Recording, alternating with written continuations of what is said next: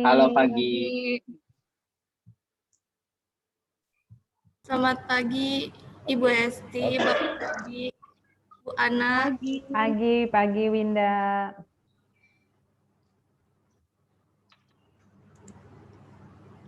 Pagi Bu Santi. Selamat pagi. Pagi teman-teman semua. Pagi Pak Amir.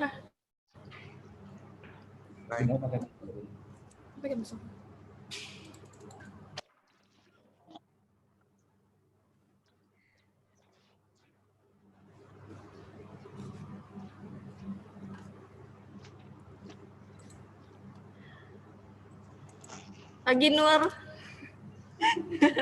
Pagi Winda. Semangat ya Win. Ya, Nur.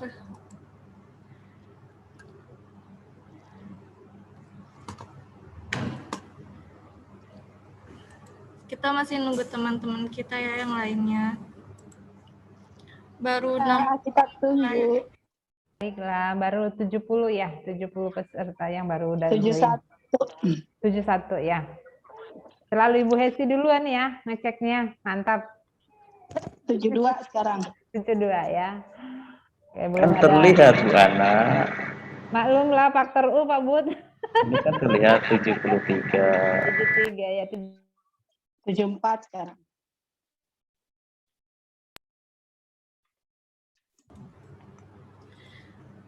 Bu Linda mau sidang ya? sidang apa? Selamat pagi Bu Lia. Bu Linda udah kebanyakan di sidang Pak Medi.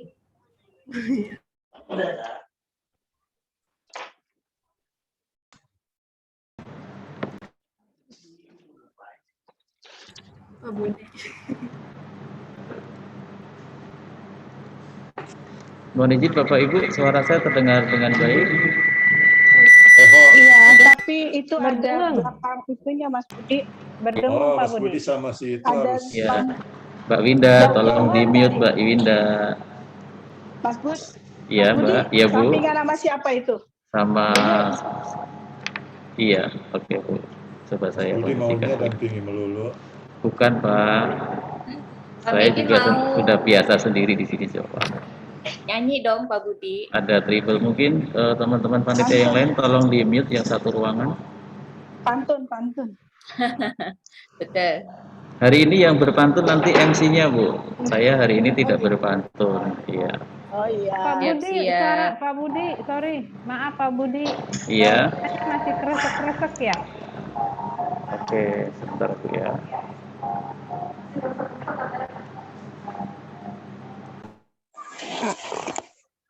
Kayak headset deh Pak Budi. Saya sudah pakai headset Pak Medi. Halo juga. Ini agak bagus. Ini agak bagus. Nah,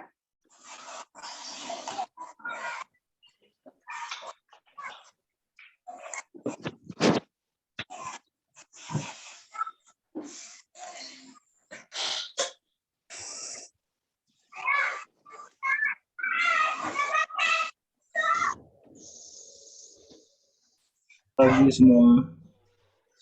pagi. Selamat pagi. Pagi.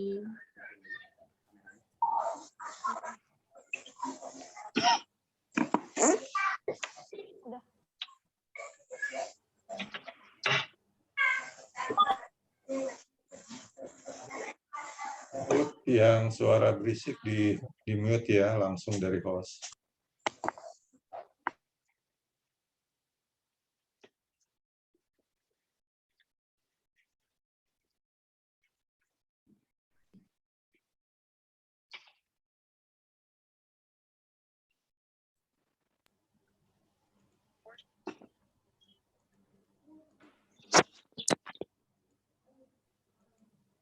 Oh, ada teman saya yang dari luar revisi nih. Dari Unis. Halo Dinda. Halo Winda. Halo Dinda, selamat bergabung di webinar Bergabung, revisi. Dinda. Terima kasih. Dari mana Dinda? Dari Unis. Dari Unis ya. Selamat datang, senang bertemu dengan berjumpa lewat Zoom ya pagi hari ini. Dinda gimana kabarnya? Alhamdulillah baik. Semangat ya. Iya, Din.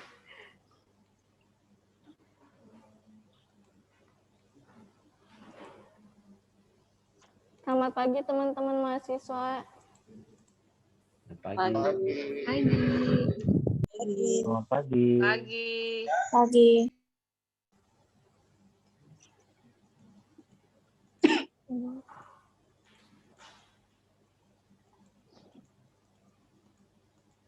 Sebentar ya teman-teman, kita tunggu ibu narasumber kita belum bergabung.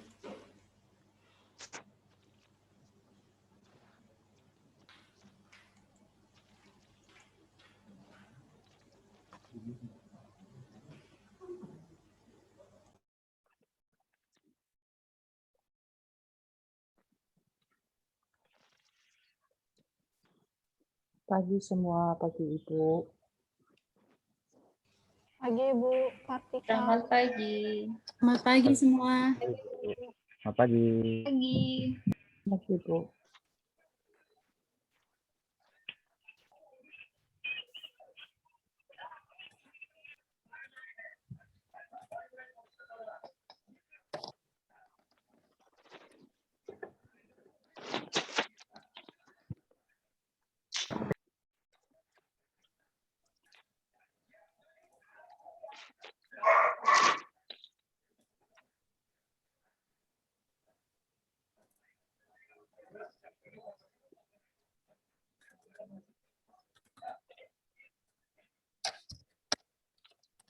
Bu Ana katanya Pak Budi nanti mau gombal. Kenapa Win? Katanya nanti Pak Budi mau ngegombal. Ngegombal Boleh. Bu Ana. Gak masalah.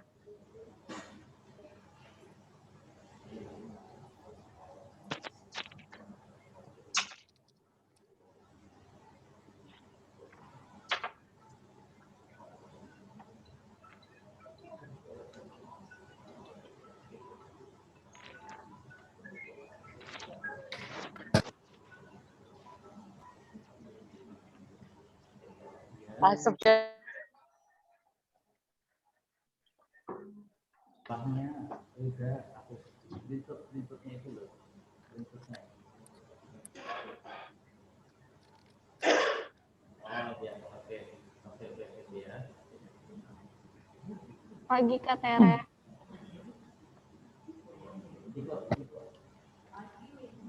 Pagi Bu Linda.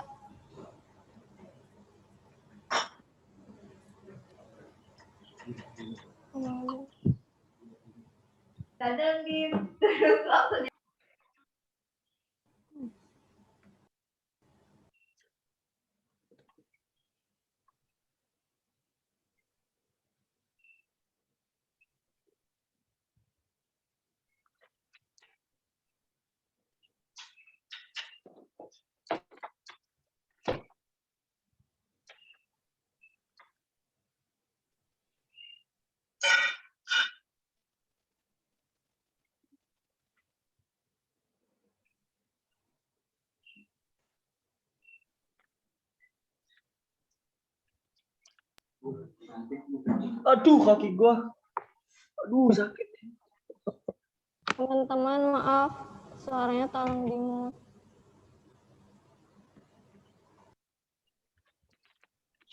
Mbak, mau nanya ini daftar dulu nggak? Saya belum daftar nih.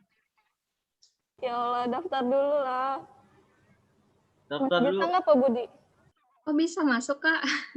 Hah? Kok bisa masuk? Emang udah daftar, Kak? Belum, Bisa. linknya dikirimin dari grup. Bisa aja kok linknya biarpun nggak ada. Kan di web juga ada. Daftar ya, Kak. Loader aja, Adit. Daftarnya, Kak. Masuk aja nanti. Nanti kan ada absen, ada presensi, nanti kan bisa diisi langsung di situ lagi ya. Nggak apa-apa, masuk aja, nggak apa-apa. Aja nanti isi Ya. Baik, Bu. Baik. Terima kasih, Bu. Iya, iya.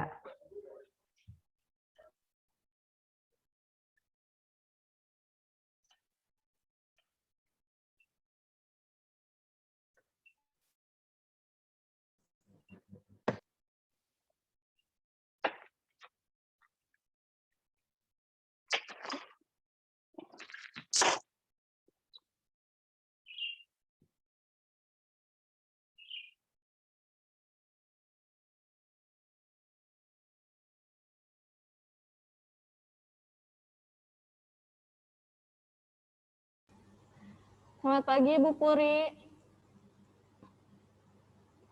Selamat pagi. Selamat pagi, Gimana Bu Nak. kabarnya, sehat? Selamat pagi, Sehat, Bu sehat. Puri. Terima kasih. Pagi, Selamat Bu. pagi, Pak Budi. Pagi, Bu Puri. Selamat pagi, Bu Pagi Puri. Bu. Bu Ana. Selamat pagi. Sudah bergabung. Pagi, Bu Puri. Selamat pagi. Pagi, Bu. Pagi. Selamat pagi Bu Puri. Selamat pagi. Semua sehat, saya harap ya. Amin. Amin Amin. Bu. Terima.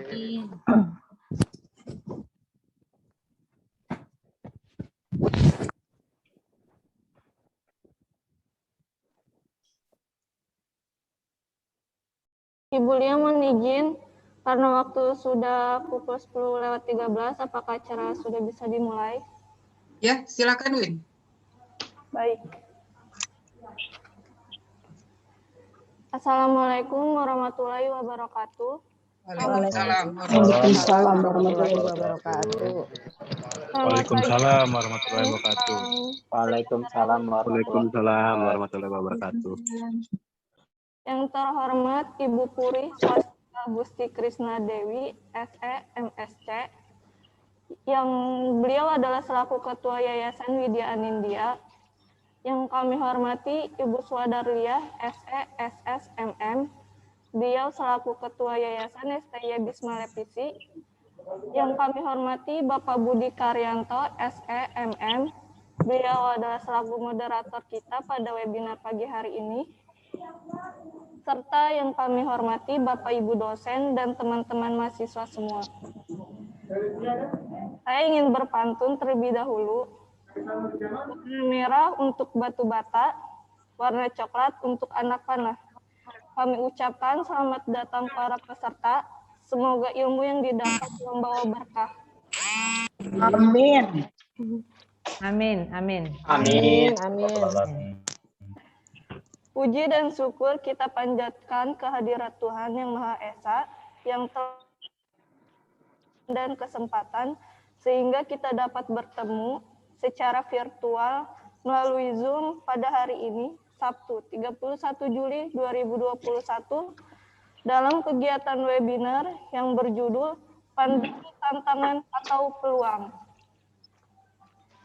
Hadirin yang kami muliakan, adapun susunan acara pada hari ini, yaitu pertama pembukaan oleh saya sendiri, Winda Sagita sebagai MC, yang kedua menyanyikan lagu Indonesia Raya, yang ketiga kata sambutan oleh Ibu Swadarliah, yang keempat tayangan CV, dan materi yang akan dipandu oleh Bapak moderator kita, yaitu Bapak Budi Karyanto, dan dilanjutkan dengan diskusi. Yang keenam, rangkuman. Yang ketujuh, ada sesi foto bersama. Yang kedelapan, yaitu penutup. Saya ada pantun lagi ya, teman-teman semua. Yaitu, makan nasi di rumah rahmat, lauknya pakai sambal ikan. Mari kita mulai dengan senyum semangat, agar seminar ini rasa menyenangkan. Yes, mantap, mantap. Oke. Hadirin yang kami muliakan, untuk memulai acara kita pada hari ini, marilah kita berdoa menurut agama dan kepercayaannya masing-masing. Berdoa dimulai.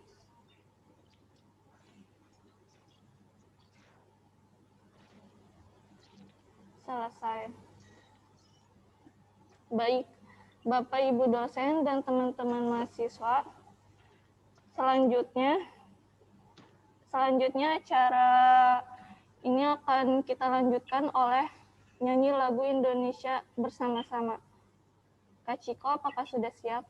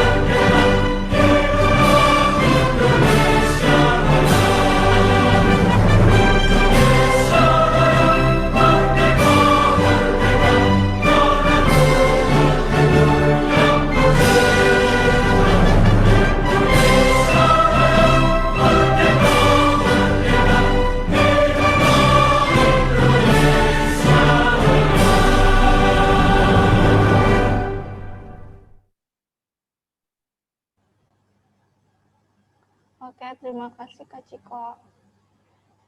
Baik Bapak, Ibu, dan peserta webinar sekalian, yang kami hormati, selanjutnya marilah kita memasuki acara kita yang ketiga, yaitu pemberian kata sambutan oleh Ketua STIE Bisma Lepisi, yaitu kepada Ibu Swadarlia. Kami persilakan dengan segala hormat. Ya, terima kasih. Assalamualaikum warahmatullahi wabarakatuh. Waalaikumsalam warahmatullahi wabarakatuh. Selamat pagi untuk semuanya. Ya, yang terhormat Ibu Puri Swastika Gusti Krisnadewi SEMSC selaku Ketua Yayasan Widya Anindya sekaligus sebagai pembicara pada kesempatan webinar hari ini. Yang terhormat Wakil Ketua 1, 2, dan 3 STIE Bisma Lepisi. Yang terhormat Kaprodi Manajemen dan Akuntansi STIE Bisma Lepisi. Yang terhormat Direktur ASM Lepisi beserta jajarannya. Yang terhormat Bapak dan Ibu dosen Perguruan Tinggi Lepisi, seluruh panitia dan peserta webinar pada pagi hari ini. Puji syukur kita panjatkan kehadirat Tuhan Yang Maha Esa. Di siang hari ini kita masih diberikan nikmat sehat, ya, nikmat yang patut dan wajib kita syukuri di tengah pandemi saat ini. Atas berkat nikmat sehat tersebut, ya, pada hari ini kita mengikuti webinar dalam rangkaian Hari Ulang Tahun STIE Bisma Lepisi yang ke-20. Pada kesempatan ini saya mengucapkan terima kasih yang sebesar-besarnya kepada Ibu Puri Swastika selaku Ketua Yayasan yang terus mensupport dan memberikan dukungan dengan sepenuh hati kepada STIE Bisma Lepisi khususnya dan juga kepada institusi di bawah yayasan yang lain. Juga kepada seluruh panitia yang telah mempersiapkan rangkaian ulang tahun Lepisi yang sudah dimulai dengan kegiatan lomba-lomba kurang lebih 1 bulan yang lalu, ya. Walaupun di tengah pandemi tapi tetap semangat, dan juga spesial terima kasih kepada mahasiswa baik STIE Bisma Lepisi maupun ASM Lepisi yang sudah mengikuti kegiatan lomba, artinya sudah berpartisipasi untuk memeriahkan ulang tahun STIE Bisma Lepisi yang ke-20, termasuk ya yang ikut turut ya mengikuti acara webinar kita pada hari ini. Ya. Semoga ya apa yang telah diperbuat ya oleh panitia maupun oleh semua pihak ya terhadap suksesnya kegiatan HUT STIE Bisma Lepisi yang akan kita laksanakan pada hari Senin tanggal 2 Agustus besok, yang mendapatkan balasan dari Tuhan Yang Maha Esa. Pada kesempatan kali ini kita akan mengikuti webinar ya dengan tema pandemi, tantangan atau peluang. Nanti kita akan mendengarkan bersama-sama materi yang akan disampaikan oleh Ibu Puri. Ya, semoga dengan kegiatan webinar ini akan lebih menambah wawasan kita semua. Ya. Sekali lagi saya mengucapkan terima kasih kepada Ibu Puri yang sudah bersedia untuk menjadi pembicara pada hari ini. Mungkin itu saja ya yang dapat saya sampaikan. Kurang lebihnya, saya mohon maaf atas nama pribadi maupun institusi apabila dalam kegiatan webinar ini terdapat kekurangannya. Terima kasih.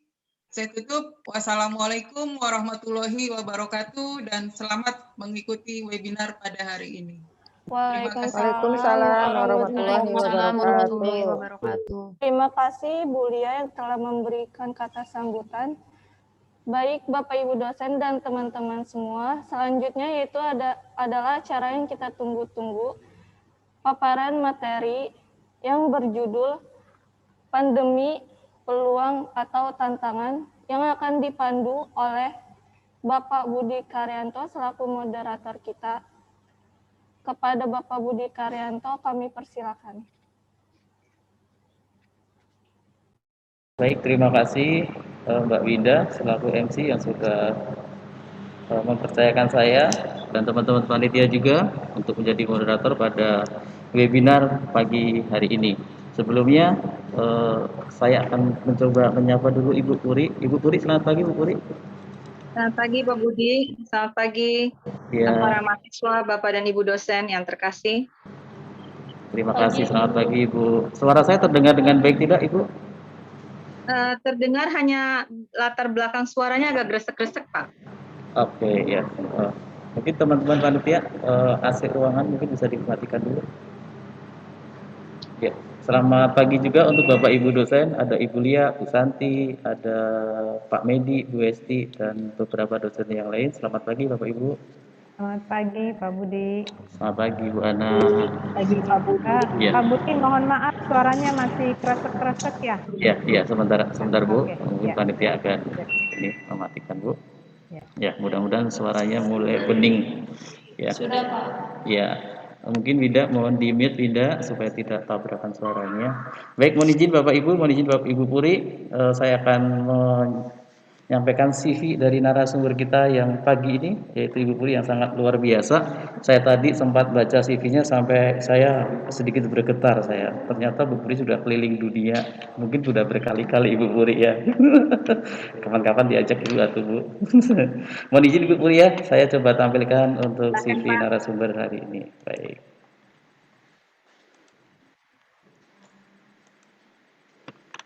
Baik, apakah sudah bisa terlihat di monitor Bapak Ibu dan teman-teman mahasiswa semuanya? Ya, sudah Pak. Ya, saya akan coba bacakan, nanti saya singkat ya, karena kalau saya bacakan semuanya nanti ini sangat banyak sekali ini, sampai berapa ini, nanti saya coba ringkas saja. Beliau narasumber hari ini Ibu Puri Swastika Gusti Krisna Dewi, SEMSC. Beliau saat ini banyak sekali kegiatannya. Dalam CV kita bisa saksikan beliau berpengalaman sekitar 20 tahun hidup, menetap, belajar dan bekerja di berbagai negara dari lingkup Asia Pasifik, ada Eropa, Amerika, jadi seperti Australia, Sri Lanka, kemudian Singapura, Taiwan, Malaysia, Vietnam, Korea Selatan, Jepang, dan China. Beliau menguasai juga 4 bahasa teman-teman dan Bapak Ibu semuanya. 4 bahasa, ada ini bahasa Indonesia, Inggris, Perancis, dan Melayu. Wow, Bu, luar biasa sekali Bu, bahasa Perancis, bahasa Inggris Ibu. Saya baru bahasa Indonesia saja Ibu.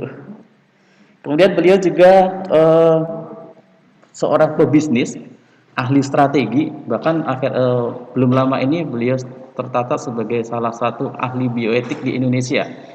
Beliau adalah magister dari Universitas Gadjah Mada, nanti saya coba resume untuk di bawahnya. Jadi beliau ini sangat luar biasa sekali teman-teman, sangat luar biasa sekali Bapak Ibu semuanya, sangat kompeten untuk memberikan paparan materi hari ini yang sangat bagi saya sih spektakuler, karena pandemi ini bagi sebagian orang adalah tantangan, tapi bagi sebagian orang juga adalah peluang. Nanti kita akan coba pahami bersama melalui paparan Ibu Puri tentang pandemi, tantangan atau peluang.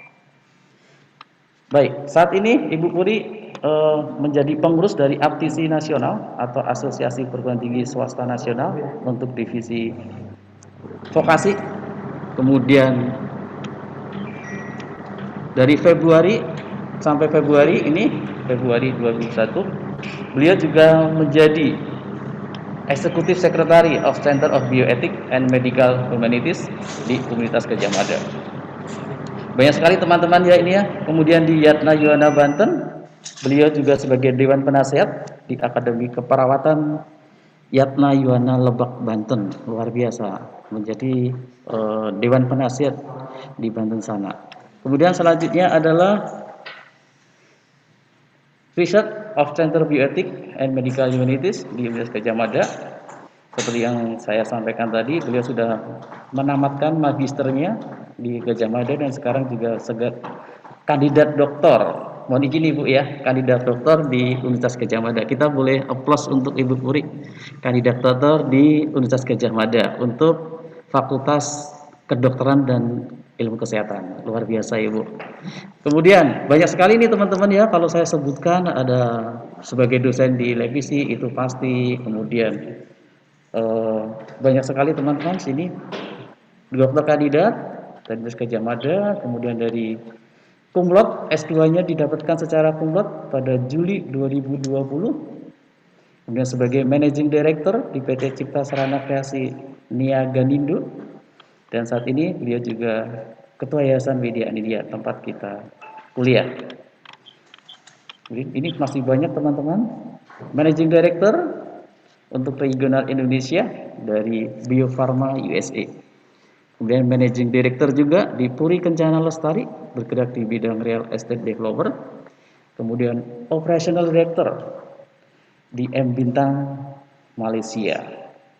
Ini didapatkan pada 2001 sampai dengan 2004. Masih banyak lagi teman-teman, ada International Conference. International Conference ini Ibu banyak sekali konferensinya, baik di Dhaka Bangladesh, di Singapura, di Malaysia dan sebagainya. Saya coba akan ringkas saja nih. Pada Maret 2021 International Conference dari narasumber kita siang ini ialah International Graduate Student and Scholar Conference in Indonesia di Universitas Gadjah Mada dengan title seperti yang kita saksikan bersama. Ini adalah bergerak tentang, beliau ini adalah ahli bioetik, jadi penelitiannya mengarah ke bioetik, kesehatan dan sebagainya tentang pasien dan otonomi keluarga di Indonesia untuk pasien sakit terminal. Implementasinya pada prinsip atau bioetika. Kemudian pada November 2020 ikut konferensi tingkat Asia bioetik di Dhaka, Bangladesh. Ada 2 title yang beliau paparkan pada konferensi tingkat Asia ini di Bangladesh. Seperti ini saya sebutkan ya, mungkin ya, mohon izin. The Understanding of Death with Dignity for Terminality Patient in Java, Indonesia. Kemudian The Shift of Dignity and Terminality in Patient. Ada banyak sekali teman-teman sebenarnya, saya tidak bisa sebutkan satu persatu. Pada Juli 2019 ada International Research, jadi beliau juga peneliti internasional di Social Science di Kinabalu, Malaysia. Paparannya sampai di Kinabalu, di Bangladesh, di Taiwan, di China dan sebagainya. Jadi kita bersyukur sekali bahwa hari ini kita mendapatkan paparan materi dari Ibu yang sangat luar biasa ini. Baik, untuk menyingkat waktu mungkin ya, karena kalau saya bacakan nanti malah paparan materinya nggak jadi nanti ya Ibu Uri ya. Jadi untuk menyingkat waktu, mungkin langsung masuk kepada paparan materi. Mohon izin mungkin Mas Yanda untuk menyampaikan PPT-nya. Kami persilakan untuk Ibu Puri Swastika Gusti Krisna Dewi dalam paparan materi pandemi, tantangan atau peluang. Kita beri aplaus untuk Ibu Puri. Silakan Ibu. Ya, mohon izin. Terima kasih Pak Budi atas pembacaan CV saya. Mohon maaf kalau CV-nya agak mengganggu karena terlalu panjang, seharusnya dipersingkat saja Pak. Tapi terima kasih banyak. Terima kasih juga kepada Ibu Lia dan para dosen yang ada di sini memberikan support. Terima kasih Bu Lia, saya mendapat kesempatan untuk bersharing di sini.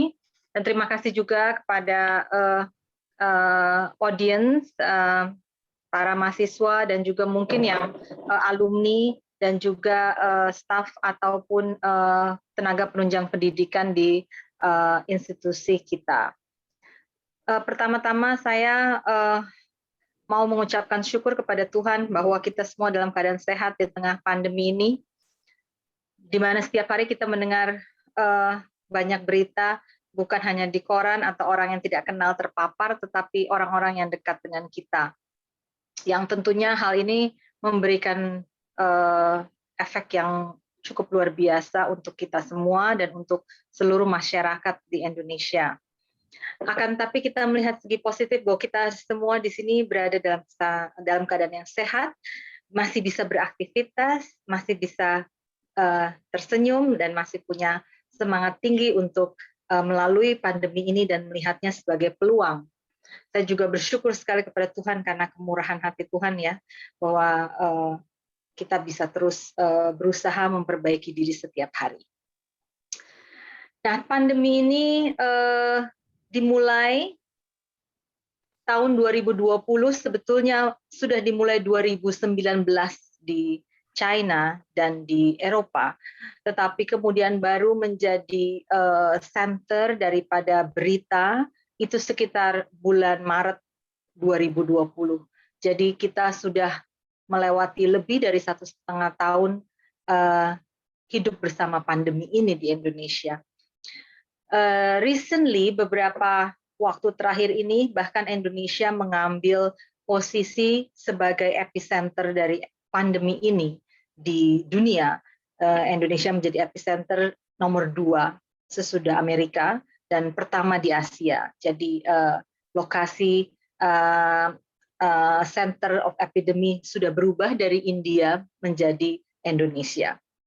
Pemerintah berusaha dengan luar biasa dan masyarakat juga berusaha mengikuti semua arahan pemerintah demi turunnya jumlah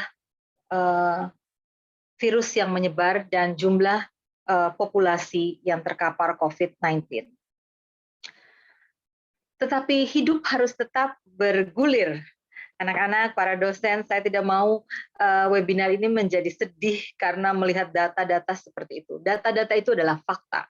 Tetapi bagaimana kita menyikapi fakta yang tidak bisa kita rubah, itu adalah suatu hal yang perlu kita pikirkan dan kita renungkan. Karena suatu fakta itu seperti sebuah mata uang yang mempunyai dua sisi. Ada kata bijak yang cukup terkenal yang saya sertakan di akhir PPT saya. There are always two sides of the coin. Selalu ada dua sisi dari sebuah mata uang. Itu dimaksudkan adalah bila kita melihat suatu masalah, fakta, itu selalu ada dua perspektif. Perspektif yang positif dan perspektif yang lebih kurang positif atau pesimis. Positif dan negatif. Selalu akan ada. Jarang ada suatu fakta yang hanya bisa dilihat dari satu sisi. Demikian juga pandemi. There are always two sides of the coin. It is up to you where you see it. Mari kita sedikit mengulas dua sisi ini dari koin pandemi ini.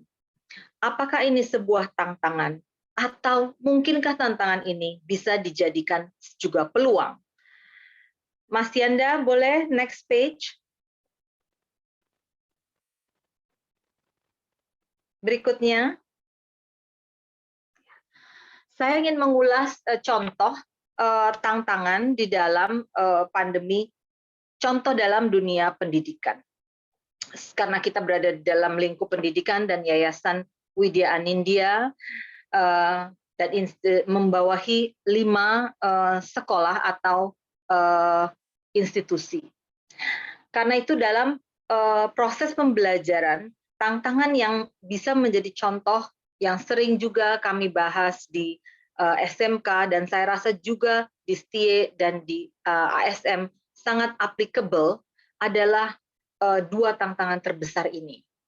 Secara umum, tantangan-tantangan banyak sekali, tetapi dua yang menurut hemat saya menjadi penting adalah hilangnya pendidikan karakter, terutama di pendidikan dini dan menengah, di mana karakter terbentuk dari kecil, dari PAUD, dari SD, SMP, dan SMA. Apabila sudah sampai ke jenjang perguruan tinggi, sebagian besar karakter Anda itu sudah terformasi.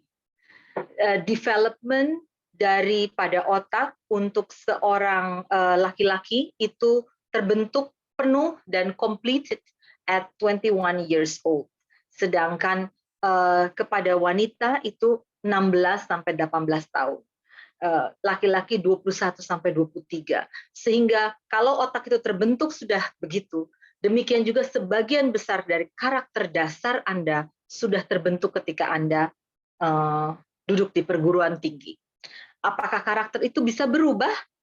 Bisa, tetapi mungkin dengan usaha yang keras dan presentasinya tidak besar, tidak sampai lebih dari 50%. Tapi apakah bisa? Selalu bisa untuk merubah menjadi yang lebih baik. Oleh karena itu hilangnya pendidikan karakter yang kita tanamkan dari kecil dan biasanya dididik, diayomi, dan dididik, diayomi, dan dituntun secara offline. Karena menuntun, mengayomi, mendampingi sebelum masa pandemi itu hampir kebanyakan dilakukan dengan tatap muka, seringnya pertemuan para guru dengan orang tua, para murid dengan guru, juga dengan sesama pelajar. Nah, hilangnya pendidikan karakter ini terjadi bukan karena tidak diajarkan, tetapi ketika diajarkan lewat Zoom atau diberikan materi secara tertulis, impact daripada pengajaran itu dan prosesnya menjadi berubah. Oleh karena itu hasilnya seringkali tidak sama dengan sebelumnya. Saya contohkan lagi termasuk antar mahasiswa. Rasa saling mengenal, rasa toleransi menghargai spirit keanekaragaman, pluralitas yang kita miliki di Indonesia. Itu dengan terus-terusan Zoom atau secara offline, rasa untuk saling memahami keanekaragaman itu presentasinya berkurang karena kurangnya interaksi langsung. Dan itu ada beberapa interaksi yang harus kita akui tidak bisa digantikan oleh sesuatu yang seperti hanya berkomunikasi lewat mesin atau lewat komputer atau HP. Yang kedua adalah spirit of social humanity yang merupakan suatu tantangan terbesar. Tidak terdengarkah suaranya? Ada suara yang pecah dari saya, mungkin internet saya. Iya, maaf Ibu, putus-putus. Enggak juga sih Bu, bagus Bu. Oh bagus ya, Iya. Oke. Punya saya sih bagus. Oke. Ya, silakan Ibu. Ya, yang kedua adalah spirit of social humanity yang tidak mungkin akan terganti atau digantikan dengan mekanisme digital ataupun dengan teknologi. Teknologi itu baik, mekanisme digital itu baik, akan tetapi spirit of social humanity tidak mungkin digantikan. Ketika Anda mengunjungi panti asuhan contohnya, pesantren, atau berdiskusi mengenai masalah toleransi beragama, Anda melihat langsung bagaimana toleransi itu terjadi, bagaimana kita berbela rasa, bagaimana kita menghargai orang-orang yang sedikit berbeda dengan kita, yang bisa kita lihat langsung dan kita rasakan. Nah, ketika hal itu tidak bisa dilakukan, rasa pemahaman tersebut kurang mendalam atau bahkan tidak ada. Karena kita tidak mungkin merasakan sesuatu dengan membaca atau berdiri di depan layar saja. Nah, oleh karena itu, ancaman atau tantangan yang kedua adalah the decrease of the spirit social of humanity. Ketika kita bicara digitalisasi, kita lebih banyak juga berbicara mengenai absorption of the digitalisasi tersebut, atau mengimitasi digital teknologi yang telah terjadi di luar. Ya, oleh karena itu kita terus berusaha untuk mengikuti itu. Tetapi kita juga kadang sedikit lupa bahwa apa yang diterapkan teknologi di luar negeri yang mungkin baik untuk mereka ketika dibawa ke Indonesia belum tentu sama baiknya. Karena nilai-nilai kearifan lokal daripada masyarakat Indonesia yang berbagai ragam, daripada dasar Pancasila dan budaya-budaya tiap etnisiti di Indonesia, tentunya tidak sama dengan budaya katakanlah di Spanyol atau di Amerika atau di Eropa. Nah, dua hal tersebut menjadi tantangan menurut saya secara umum yang terbesar di dalam proses pendidikan. Nah, mari kita melihat tantangan bagi dalam lingkup kita sendiri sebagai mahasiswa. Pak Yanda, boleh berikutnya? Nah, saya rasa beberapa contoh tantangan-tantangan di sini, para mahasiswa yang saya kasihi bisa melihat beberapa tantangan yang saya tulis di sini. Apakah Anda anak-anak mengalaminya? Saya sendiri sebagai mahasiswa yang sedang belajar untuk program doktorat, saya merasakan kesulitan fokus ketika belajar.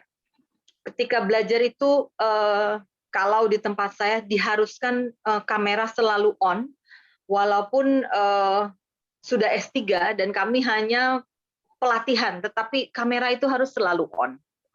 Nah, kemudian ada device-device lain, telepon atau apa, di mana WA group daripada kelas, kemudian ada pemberitaan akan masuk ke situ, sehingga perhatian saya harus terbagi di antara pelatihan di depan, di on-screen computer, dan juga di dua handphone saya, karena grup tersebut akan memberikan informasi melalui telepon. Lain kalau di kelas, ketika saya waktu itu dalam pendidikan magister, kami tidak diperkenankan menyalakan telepon. Telepon harus di silent. Dan karena kelas kami itu hanya 10 orang, kelas khusus ini, sehingga kalau telepon kita berdering itu akan kedengaran. Jadi kebanyakan dari kami mematikan atau men-silent dan dimasukkan ke dalam tas. Yang kedua, kehilangan kesempatan untuk berdiskusi offline. Kalau kami lebih banyak berdiskusi, tapi mungkin mahasiswa-mahasiswa kita lebih banyak mengerjakan tugas bersama. Biasanya tugas bersama yang dikerjakan itu lebih kaya menurut saya, karena hasil daripada diskusi tersebut adalah hasil yang sesuai dengan yang kita mau menghasilkan apa. Tetapi juga biasanya ada bonus, ada sesuatu yang tergali. Sama seperti ketika kita melakukan penelitian, contoh penelitian kualitatif, kita itu ada panduan wawancara. Kita mau mencapai jawaban seperti ini untuk menemukan contohnya solusi dari permasalahan kita. Lalu untuk menemukan jawaban itu pertanyaannya harus ini. Tapi seringkali pada akhir wawancara, pertanyaan itu terjawab dan kita mempunyai atau menemukan fenomena baru dari wawancara tersebut. Ada titik poin yang didapat dari wawancara itu yang sebelumnya tidak terpikir atau tidak ada di dalam panduan wawancara. Nah, inilah yang saya maksudkan dengan menjadi lebih kaya dalam menghasilkan sesuatu. Target yang kita mau jawab ada, tetapi biasanya dengan online, dari hasil offline, dari hasil diskusi itu ada sesuatu yang lain yang lebih memperkaya dari hasil yang kita targetkan dari awal. Tantangan ketiga, saya rasa ini untuk mahasiswa sangat relevan karena kita selalu bekerja dan kuliah dari depan komputer, tetapi juga relevan untuk pekerja-pekerja yang juga melakukan tugasnya melalui komputer atau online, bahkan pada para dosen yang selalu mengajar lewat online. Online fatigue ini membahayakan, ada kadar dan level-levelnya, tetapi online fatigue adalah kelelahan dari online. Ketika kita merasa semua energi kita terkuras habis untuk online. Perlu diketahui ya, tentunya kan Bapak dan Ibu-Ibu dan para mahasiswa sudah tahu bahwa apabila kita menatap sinar komputer sekian jam, maka kelelahan akan terasa di mata. Efek sampingan daripada sinar-sinar tersebut itu adalah salah satu ciri dari online fatigue. Belum lagi biasanya secara fisik kita pun menjadi kaku badan kita atau tulang-tulang kita karena kita kebanyakan duduk di satu tempat dan tidak bergerak. Nah, online fatigue ini ada dua, secara fisik dan juga secara mental. Tiap komunikasi ada positif dan ada negatifnya. Tetapi komunikasi via online yang porsinya terlalu banyak, itu akan lebih menghasilkan hasil yang negatif daripada positif. Tetapi di tengah masa seperti ini, di mana offline bukan menjadi pilihan, online menjadi keharusan karena tidak ada jalan lain. Apa yang harus kita lakukan? Nanti kita akan membahas itu di bagian peluang. Saya kemudian ingin memberikan atau melempar suatu contoh juga tantangan dalam wirausaha atau posisi-posisi profesional atau leader di dalam industri-industri lain. Yang pertama itu adalah memimpin bisnis dari jauh atau melakukan pekerjaan kita level supervision dari jauh. Itu adalah sesuatu yang tidak mudah karena kita tidak bisa melihat secara efisien kinerja dan terlebih lagi tidak dapat melihat proses bagaimana suatu project atau suatu agenda itu dari awal sampai akhir. Sehingga seringkali dalam proses ada yang missing dan kita punya pemahaman dan understanding itu tidak sedalam atau sekomprehensif apabila kita melakukannya secara offline atau sebelum masa pandemi. Karena dengan diterapkannya social distancing dan hal-hal lain, optimalisasi daripada kekuatan collaboration of a team itu agak sulit. Tentunya adakah tim-tim yang justru malah tambah lekat setelah masa pandemi? Ada. Tetapi mayoritas itu biasanya sedikit lebih menurun.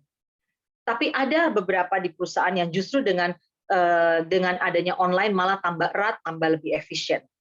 Tergantung bagaimana kita memorsikannya pada presentasi yang tepat.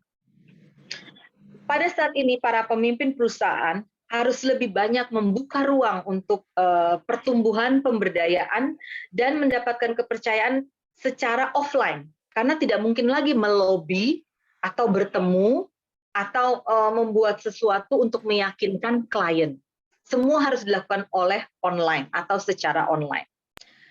Tantangan yang kedua dalam dunia industri atau bisnis adalah transformasi digital yang merupakan menjadi keharusan.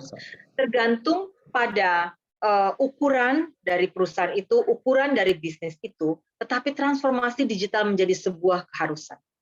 Bisa tidak bisa, ada tidak ada, itu harus terjadi dan harus dimiliki di dalam usaha itu. Baik usaha yang kecil maupun usaha yang besar. Apabila transformasi digital tidak terjadi, maka dapat dipastikan performa akan menurun. Dan ketika waktu bergulir, pandemi sudah mulai bisa dikontrol, industri-industri dan bisnis yang tidak melakukan transformasi digital secara gencar atau tidak melakukan transformasi digital sama sekali, sudah dapat dipastikan akan tidak bisa survive, akan tutup, lalu kemudian akan menjadi perusahaan yang dinonaktifkan. Karena transformasi digital di masa ini menjadi suatu keharusan, karena selama hampir satu setengah tahun, 2 tahun, tanpa digital, itu tidak mungkin bisnis dan pekerjaan berlangsung atau mungkin dilangsungkan. Beberapa langkah seperti contohnya telecommuting atau layanan pelanggan dari berbagai tempat dapat dilakukan secara digital ini atau dengan online yang sebelumnya itu tidak terjangkau karena selalu dilakukan secara langsung. Sekarang dengan makin masyarakat luas menerima pelayanan online, transformasi digital, semakin bisnis kita terjangkau jauh ke depan, jauh keluar lingkup di mana kita biasa hanya melimitkan area kita, target area, tetapi sekarang menjadi lebih besar lagi dan lebih besar lagi, dan boleh dikata selama itu masih ada wifi atau jaringan dan selama masih bisa, itu jarak tidak menjadi suatu ketentuan bahwa ini tidak memungkinkan. Perusahaan digital yang telah berkembang pesat dalam ukuran raksasa seperti AS GAFAM, Google, Apple, Facebook, Amazon, dan Microsoft di dalam masa pandemi ini justru mencatat pertumbuhan bisnis 2 digit dalam pendapatan mereka dibanding dengan industri-industri lain yang tidak berbasis digitalisasi atau teknologi. Nah, sekarang menjadi pertanyaan kita. Mas Yanda, boleh berikutnya? Bagaimana kita sendiri dalam lingkup kita, satu sebagai mahasiswa, atau sebagai pekerja profesional, atau sebagai dosen, atau sebagai pembisnis, melihat tantangan dan semua tantangan-tantangan ini semasa pandemi dan menjadikannya sebagai peluang. Mungkinkah semua tantangan dijadikan sebagai peluang? Saya rasa tidak mungkin. Kalau kita mau jujur, lebih banyak tantangannya di pandemi ini daripada peluangnya. Tetapi bisakah kita mengimbangi agar peluang ini menghasilkan sesuatu yang baik Ketika pandemi ini sudah berhasil dikontrol, maka peluang ini menjadi pemenang atau unggulan atau perubahan pemikiran kita. Saya rasa itu bisa. Kita coba melihat dari segi bisnis yang tadi saya sampaikan pada penerangan sebelumnya. Contoh-contoh melihatnya sebagai peluang. Mas Yanda, business opportunity, menciptakan satu produk atau produk-produk atau memberi layanan yang berbeda dari apa yang sudah ada di pasaran. Dengan begitu banyaknya market disruption and trend, ya, kita bisa melihat produk yang berbeda atau tidak ada yang bisa dilakukan secara online. Karena itulah metode pelayanan atau produk yang harus sampai ke sana melalui online. Kedua, proposisi nilai yang dianggap sebagai dasar bisnis perlu dipahami, terutama orang-orang atau pembisnis atau wirausahawan entrepreneur kecil yang banyak zaman sekarang yang kehilangan pekerjaannya. Nah, kehilangan pekerjaannya dikarenakan pandemi ini. Saya memberi contoh seseorang yang saya ketahui yang bekerja di sebuah perusahaan marketing. Kebetulan produk yang dijualnya ini adalah produk bukan prioritas yang harus dimiliki. Itu adalah produk yang lebih kepada luxury produk atau sekunder. Tentunya pada zaman pandemi ini orang akan mengutamakan prioritas kebutuhan pertama, sehingga orang yang saya tahu ini kemudian tidak bekerja kembali. Tetapi dia tidak berdiam diri. Kemudian dia berganti arah dan dia membuka suatu pelayanan. Dari dirinya sendiri dia buka perusahaan lah, produk pelayanan mengenai bagaimana dia bisa misalnya pada saat itu dia memberikan suatu produk pelayanan, dia membuatkan TikTok untuk orang lain. Nah, ternyata setelah dia dengan modal dirinya sendiri, lalu dengan idenya ini, dan memberikan layanan yang tidak ada. Kan banyak ibu-ibu atau yang lain yang kepingin bisa TikTok tapi tidak bisa mengolahnya menjadi menarik. Nah, rekan saya ini kemudian mengolahnya menjadi paket-paket yang ditawarkan. Dia yang membuat TikToknya. Ternyata itu berhasil dengan baik, bahkan menghasilkan penghasilan yang lebih daripada penghasilan dia sebelumnya. Nah, ini yang saya maksudkan melihat sebuah peluang dan menciptakan produk atau layanan yang berbeda daripada yang sudah ada. Lalu bagaimana kita melihat tantangan-tantangan dari posisi kita sebagai mahasiswa atau dalam dunia pendidikan, bagaimana kita melihatnya sebagai peluang? Dari mahasiswa, saya pribadi, saya hanya bisa men-sharingkan dari pengalaman saya sebagai mahasiswa, dengan tantangan yang tadi kita sebutkan, bagi saya kesulitan untuk fokus karena begitu banyak yang harus terbagi, karena seringkali ketika kita online, saya sering lupa. Sehingga saya sering mendouble booking atau triple booking diri saya pada jam yang sama. Beberapa bisa saya engeh, oh iya saya double booking, saya triple booking. Dan saya bisa merubahnya, dibantu dengan tim sekretaris saya untuk, oh ya ini digeser dulu. Tetapi beberapa saya tidak bisa untuk merubah. Dengan terpaksa, akibat saya tidak mengecek dulu waktunya karena bersamaan, saya harus mengikuti 2 atau 3 sesi bersamaan dengan 3 device yang dapat dipastikan saya tidak bisa fokus. Nah, tantangan ini buat saya menjadi kunci atau permulaan dari saya mendisiplinkan diri saya. Saya kemudian berusaha membuat schedule jauh ke depan, beberapa minggu, dan biasanya 2-3 hari saya mengirimkan jadwal itu ke diri saya sendiri atau dibantu oleh sekretaris saya untuk mengatakan ininya sudah seperti ini. Apakah ada yang double booking ataukah ada yang bisa digeser ketika appointment after appointment itu back to back, tidak ada waktu jeda. Kedua, saya melihat dalam pandemi ini saya memiliki lebih banyak waktu untuk melihat pola makan dan kehidupan saya pribadi. Karena sebelum pandemi, saya cukup ekstensif untuk pergi ke sana ke sini.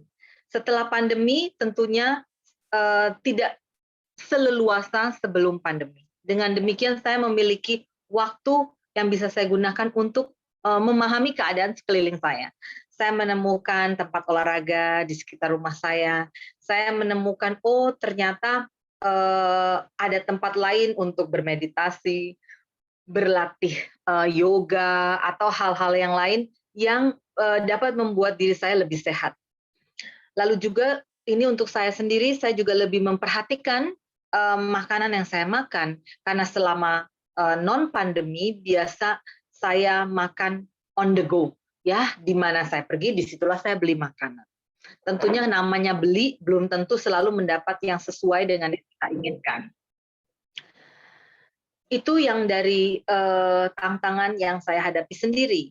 Dari online fatigue yang membahayakan, seringkali saya terlalu lama berada di depan Zoom, dan oleh karena tadi saya itu sering lupa akan jadwal saya, dan kadang double atau triple booking, yang menghasilkan saya seharian di depan Zoom. Gitu. Ketika sesudah 6 jam, 8 jam, itu biasanya kepala saya agak sakit sekali. Bukan agak, tapi sakit sekali. Nah, online fatigue ini saya rasa sangat membahayakan untuk diri saya. Karena saya sudah merasakan sendiri efeknya betapa sakit kepalanya itu terlalu sekali. Nah, kemudian dengan demikian saya melihatnya sebagai peluang untuk saya benar-benar mengatakan kepada diri saya sendiri untuk stop, memiliki disiplin untuk time management yang lebih baik. Why? Saya berkata kepada diri saya sendiri, if I don't do it, one day I will just get flat and could not get up. Jadi realisasi ini lebih keras di masa pandemi ini kepada diri saya, bahwa benar-benar bahwa kita harus melihatnya sebagai peluang, sebuah kesempatan untuk mengatur manajemen hidup saya, untuk mengatur waktu saya, karena bagaimanapun waktu hanya 24 jam. Siapapun kita, baik itu dosen, mahasiswa, pemuka agama, atau siapapun, waktu itu 24 jam. Tidak dikurangi satu atau tidak ditambahkan satu, siapapun Anda. Dan waktu ini adalah waktu yang sangat berharga, karena waktu adalah sesuatu yang tidak bisa dibeli. Lalu peluang lain, sebagai mahasiswa contohnya, peluang karena di rumah terus-terusan bersama keluarga, bersama adik, kakak, orang tua, pasangan, dipergunakanlah untuk membuat relasi yang lebih erat. Kalau dulu jarang bicara dengan orang tuanya, sekarang harus ketemu terus karena di rumah dan harus belajar online. Disinilah saya melihatnya sebagai suatu peluang mempererat hubungan dan relasi serta komunikasi di dalam keluarga sendiri. Peluang dalam bisnis, saya rasa kalau kita mau melihat secara objektif, selalu ada. Karena terbukti bahwa tidak semua industri-industri itu, sebagian besar industri terimbas. Sebagian besar. Tetapi ada industri yang tidak, bahkan mengalami pertumbuhan digital. Berarti itu dapat dilakukan. Tergantung bagaimana kita melihatnya dari perspektif mana. Masa pandemi yang dimulai dari tahun 2020, seperti tadi saya ceritakan, menghadirkan tantangan yang tidak terduga. Dan sekarang dikatakan lagi bahwa kemungkinan secara objektif untuk memulihkan semua keadaan seperti non-pandemi dibutuhkan waktu 5-8 tahun. Berarti kita harus belajar untuk hidup bersama pandemi ini. Hidup bersama COVID-19. Bagaimana? Sedangkan hidup tidak akan berhenti. Saya ingin mengajak semua untuk sesudah ini meluangkan waktu berefleksi. Pertama, kita tuliskan tantangan kita. Jangan kebanyakan, tantangan yang terbesar aja. Paling banyak 5. Lalu yang 5 itu, paling banyak 5. Mungkin idealnya yang 2 atau 3. 3. Lalu tantangan itu direnungkan yang terbesar. Lalu kita melihat sisi, apakah dari 2 atau 3 ini, paling tidak 1 atau 2. Jadi sekitar setengahnya atau 2/3 harus kita ubah menjadi sebuah peluang. Karena perlu diingat, tidak ada mata uang yang hanya punya satu sisi. Mata uang itu selalu bergerak, selalu diputar, selalu bisa dimainkan seperti koin itu loh, diputar lalu dia akan jatuh ke sini. Sisi mana yang akan jatuh? Nah, selalu diingat bahwa kita itu betul-betul seperti koin di dalam melihat suatu masalah atau suatu problema atau suatu fakta di depan kita. Jadi kita harus melihat baik-baik dan mengukurnya dan kemudian menentukan sisi mana yang bisa kita tampilkan atau bisa kita terapkan kepada diri kita sendiri. Kita tidak perlu memikirkan koin lain di sebelah kiri itu dia madepnya yang mana ya. Karena ketika pada masa seperti ini, betul kita harus melihat bagaimana keadaan orang lain, betul kita melihat bagaimana pilihan orang lain. Kita harus memiliki empati yang tinggi, apalagi apabila kita lebih beruntung daripada orang lain di dalam hal apapun, baik kesehatan, baik prestasi kerja, ataupun hal-hal yang lain. Akan tetapi ketika kita melihat suatu tantangan dan peluang pribadi, kita harus memikirkan apa yang bisa menjadi peluang untuk kita. Tentunya dalam hal ini, saya ingin meng-highlight suatu note yang sangat penting. Kadang peluang itu bisa membahayakan orang lain. Karena kita itu adalah, saya percaya kita semua adalah orang yang beragama, orang yang baik hati, orang yang pada dasarnya walaupun kita bekerja, tetapi kita juga menjadikan pekerjaan ini sebagai suatu karya. Kita tidak mau kita mendapat peluang di atas penderitaan orang lain. Itu yang harus kita ingat karena banyak orang di masa pandemi ini menderita. Sudah cukup dengan pandemi ini mereka menderita.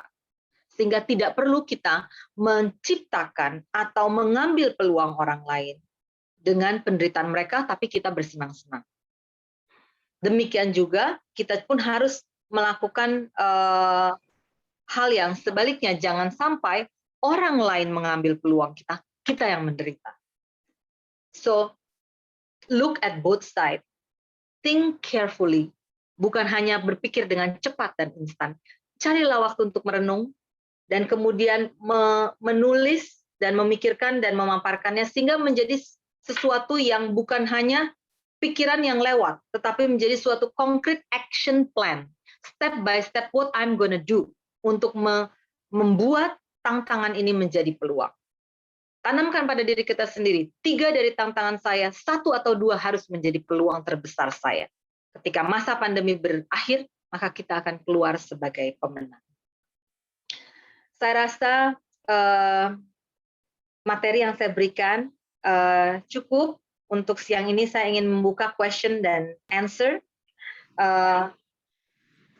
Pertanyaan-pertanyaan barangkali bisa diatur oleh moderator ataukah ditanyakan secara langsung atau moderator yang akan menanyakan. Silahkan. Iya. Materi yang luar biasa sekali. Langsung buka sesi tanya.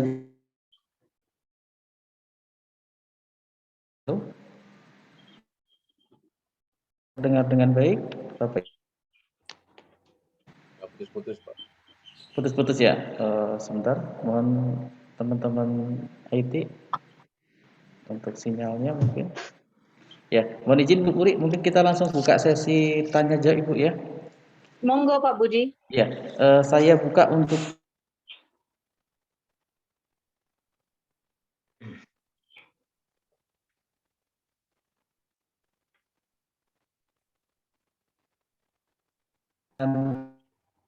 Suaranya hilang, Pak. penanya pertama dulu. Silakan. Ya, teman-teman panitia mungkin sambil share presensi ya. Silakan di-share di chat room. Bagi Bapak Ibu dan teman-teman mahasiswa, sambil kita nunggu para peserta webinar pada siang hari ini. Silakan.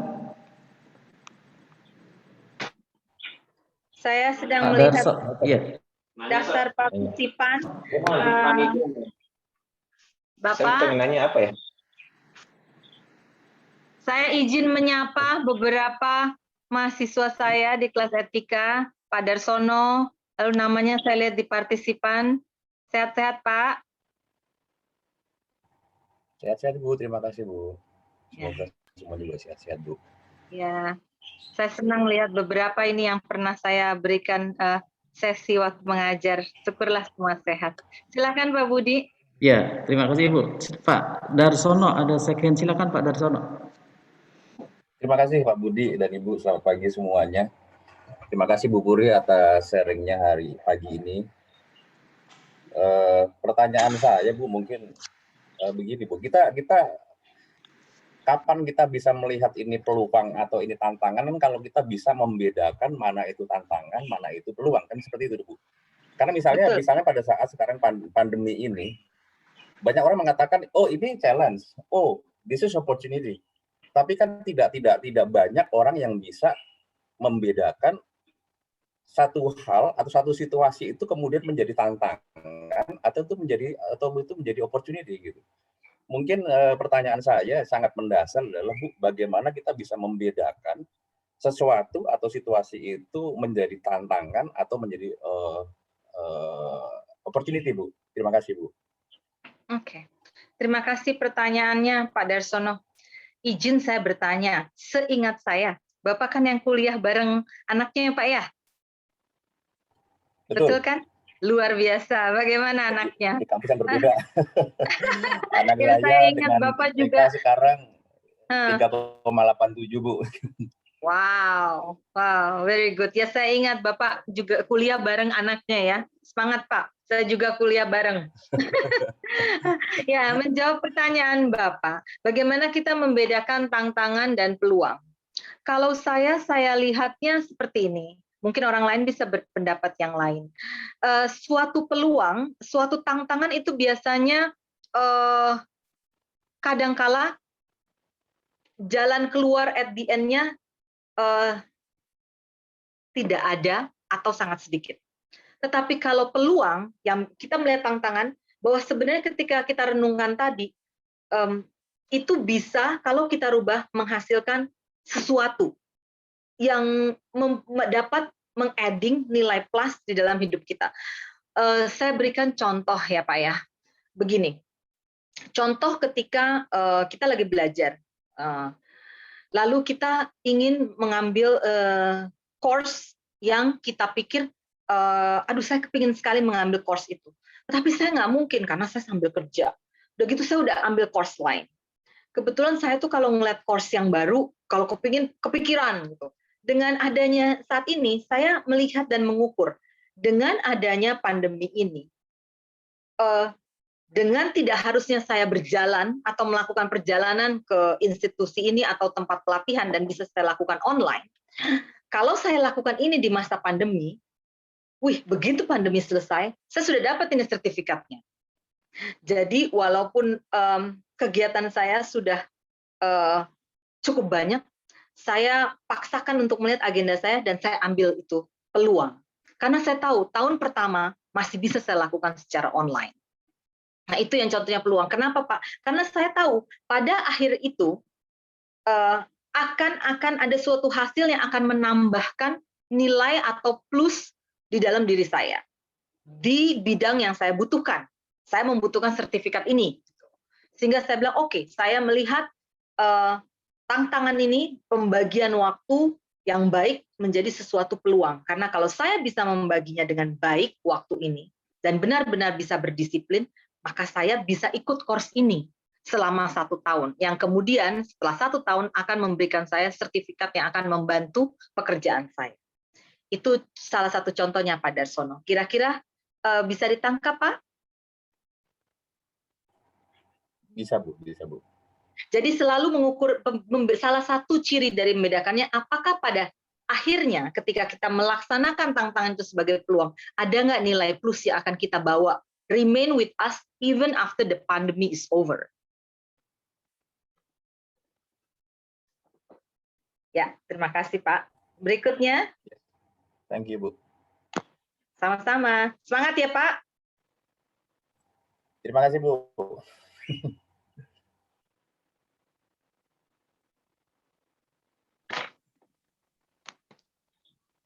Pak Budi. Mungkin Pak Budi hilang sinyalnya. Pertanyaan berikutnya saya lihat ada di chat ya. Pak Betman Sitorus, ya. Bapak ada? Pertanyaannya adalah, saya bacakan bagaimana ya kiat-kiat selama pandemi ini agar tetap antusias walaupun di tengah kesibukan ibu dan pandemi sehingga tidak keluar dari jalur target atau pencapaian yang kita inginkan. Selalu antusias. Ini Pak Berman kah yang saya lihat di screen? Pak, Bapak pakai baju hijau, foto profilnya. Baju merah, Bu. Saya baju merah. Coba ditampilkan. Ya, Pak Berman, ya, Pak Berman Sitorus. Bagaimana tetap antusias? Itu harus, Pak. Itu harus. Karena salah satu, kita semua tahu, menurut saya, dengan menyebarnya virus ini ke semua lapisan tanpa mengenal siapa dan tidak juga memperhitungkan usia, profesi, latar belakang, dan lain-lain. Virus ini bisa kena ke siapa aja. Dan begitu penuhnya rumah sakit dan tantangan-tantangan lain yang sudah kita dengar atau kita baca sendiri dari berita. Rumusannya menurut saya hanya satu, bahwa salah satu pertahanan terbesar adalah daya tahan atau imunitas kita yang diperkuat dan dipertinggi. Karena ada orang yang tidak keluar rumah sama sekali, lalu kena. Ada orang yang kerja tiap hari, tapi dia kelihatan cukup sehat dan oke. Saya pribadi mengatakan sumber dari semuanya adalah hati yang gembira, Pak Berman. Itu yang saya percaya. Apakah kita tidak ada momen di mana kita itu kesal, di mana kita tidak semangat, di mana kita kadang merasa buntu? Pasti ada, saya pun sering ada. Tapi kemudian, puji Tuhan oleh karena kemurahan-kemurahan Tuhan yang saya dapatkan dari orang-orang sekeliling saya, support system saya di sekeliling saya membuat saya melihat betapa saya harus bersyukur dengan apa yang ada di sekeliling saya. Rasa syukur ini biasanya langsung meningkatkan rasa terima kasih kita, rasa sukacita kita. Dan biasanya kalau kita sudah sukacita, maka kita bisa melihat segala sesuatu menjadi lebih positif, Pak Berman. Kalau kita melihat sesuatu lebih positif, maka dengan demikian kita menjadi lebih antusias untuk menjadikan hal positif itu sesuatu yang permanen dan menjadi kenyataan. Contohnya nih, saya mikirin positif nih, wih itu bisa jadi peluang. Kalau saya sedikit aja disiplin. Kalau ngobrol online dengan teman-teman saya jangan 2 jam, tapi 30 menit aja. 1,5 jam lagi saya bisa ikut kursus ini ya. Tadi saya katakan kepada Pak Darsono, yang kalau saya lakukan dengan disiplin, saya sudah bisa lulus nih selama 1 tahun. Nah, karena saya melihatnya dari segi positif, bagaimana tantangan itu menjadi peluang, saya menjadi excited, antusias. Dan kalau kita antusias, otomatis semangat kita naik. Dan kalau semangat kita naik, secara tidak langsung imunitas kita juga akan naik. Itu sih mekanisme yang saya berusaha menjalani. Karena kalau dibilang tidak terimbas, ya tidak mungkin ya, semua orang terimbas. Apakah besar kecil? Saya rasa hampir semua besar ya, termasuk saya. Tetapi bagaimana kita menanggapinya? Bagaimana kita menciptakan nomor 1, rasa syukur dalam hati kita.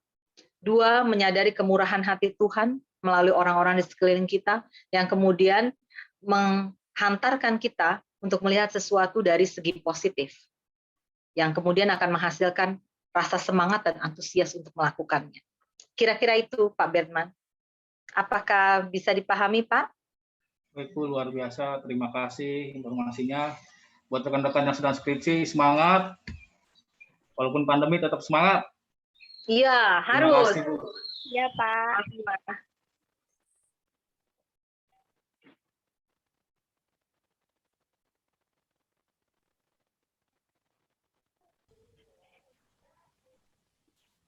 Baik Bapak Ibu dosen dan teman-teman semuanya, Bung Pak Budi sedang koneknya sedang tidak bisa, jadi jika ingin bertanya dipersilakan jika ada yang ingin bertanya lagi.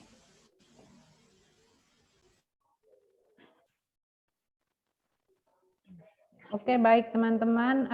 Pak Budi, moderator kita sedang mengalami jaringan yang tidak kurang baik. Mungkin ada yang lain, para peserta yang ingin bertanya mengenai materi kita pada siang hari ini. Silakan, Ibu Puri masih stay di tempat untuk menunggu saudara-saudara yang ingin bertanya.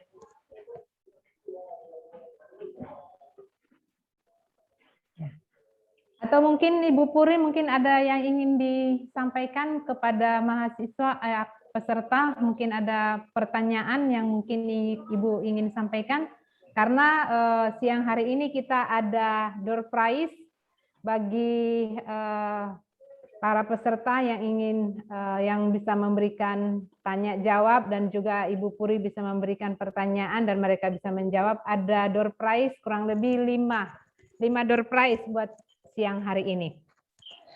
Oke, baik Bu Ana, terima kasih. Saya akan memulai dengan satu pertanyaan saja ya. Nanti yang bisa menjawab raise hand ya. Dari materi yang saya paparkan, dua tantangan terbesar yang dihadapi industri secara umum bisa disebutkan, terutama dalam dunia pendidikan.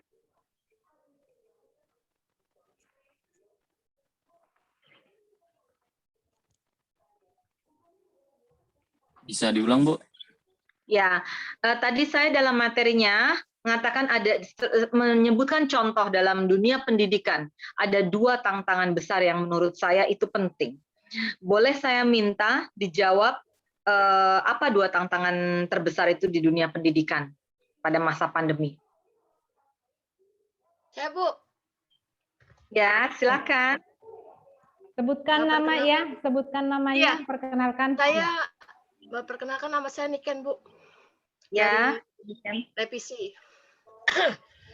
Untuk tantangannya adalah hilangnya pendidikan karakter. Yang kedua, spirit social humility tidak didapat oleh anak didik. Terima kasih. Betul Bu Niken. Terima kasih Bu Ana, Ibu Niken menjawabnya dengan benar. Terima kasih Bu. Oke, terima kasih Niken yang sudah memberikan jawaban dengan baik. Ya, memang ini yang sering sangat-sangat besar sekali pengaruhnya di dalam kehidupan kita ya sebagai mahasiswa maupun para dosen, hilangnya karakter itu ya. Oke, mungkin ada lagi pertanyaan yang lain? Ada yang ingin disampaikan ke Ibu Puri, atau mungkin Ibu Puri ingin juga memberikan pertanyaan, Bu? Ya, yang kedua saya ingin bertanya, apa itu online fatigue? Saya, Bu. Ya, silakan namanya. Saya Yohana Deo dari Revisi Manajemen semester 5. Silakan Yohana. Ya, online fatigue itu bahasa sederhananya mungkin kelelahan ketika kita melakukan segala sesuatunya secara online di depan layar komputer ataupun handphone gitu. Jadi dibagi menjadi dua, tadi yang sudah Ibu sampaikan, fisik dan juga mental. Kita bisa merasa kaku, kita bisa merasa tubuh kita itu berat gitu. Lalu juga mental kita itu lelah gitu, saking banyaknya kita melakukan pertemuan secara online. Terima kasih. Terima kasih Yohana. Wah, Yohana ini udah bisa bawa webinar ini, menjelaskannya sudah baik sekali. Terima kasih. Betul Bu Ana, Yohana menjawab dan menjelaskannya dengan singkat dan padat. Pertanyaan saya yang berikutnya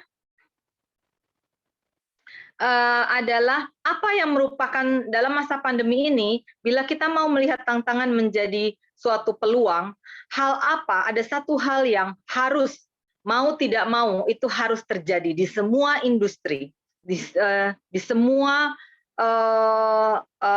aspek ya. Kalau kita mau mencoba melihat tantangan menjadi peluang, ada satu hal yang menjadi keharusan. Apa itu? Boleh dijawab? Saya, Bu. Ya, Bu. Ya, silakan. Ya. Siapa nih? Amelia mungkin. Ya, Yes, yes. saya Amelia, Bu, dari LCPGM. Yang sebagai keharusan itu transformasi digital, Bu. Betul, Amelia. Terima kasih. Jadi transformasi digital di dunia apa saja, di industri apa saja itu harus. Baik yang usaha kecil ataupun usaha besar. Betul. Terima kasih, Amelia. Saya persilakan Pak Budi yang bertanya untuk 2 pertanyaan. Tadi kata Bu Ana ada 5 ya? Iya, iya. Sebelumnya mohon maaf tadi ada gangguan sinyal Ibu Puri dan teman-teman Bapak Ibu dosen. Ya. Internet dipakai untuk 2 link, ada ya rapat guru juga. Iya. Saya mohon maaf Ada ada gangguan pertanyaan sinyal. kayaknya di chat Pak Budi. Iya, siap Bu, siap Bu. Mungkin saya jawab dulu sebelum nanti Pak Budi menanyakan. Tadi Iya, yang siap. 3 akan dapat door prize ya, Bu Ana? Iya, Dipastikan iya. dicatat ya yang tadi. Bu, Kalau nggak salah siapa saya itu? udah catat. Yang pertama tadi ada Niken, saudara Niken, dan juga ada Yohana Deo dan juga Amelia. Yohana Deo dan Amelia. Oke, ya, baik. Ya, saya baca pertanyaannya dari chat ya. Siap Ibu. Saya telah mengubah banyak orang. Mengubah banyak orang. Ada pandemi ini telah mengubah kehidupan banyak orang untuk melihat dan merangsang kepekaan kita, membutuhkan keberanian dalam mengubah tantangan menjadi peluang. Adakah tips mengenai keberanian memulai sesuatu menghadapi tantangan di masa depan? Ya, Bu Sri Lestari ya, atau Mbak Sri Lestari. Ya, memang kita butuh keberanian dalam melihat tantangan tersebut untuk menjadikannya peluang. Ada yang kita namakan calculated risk, resiko yang berkalkulasi.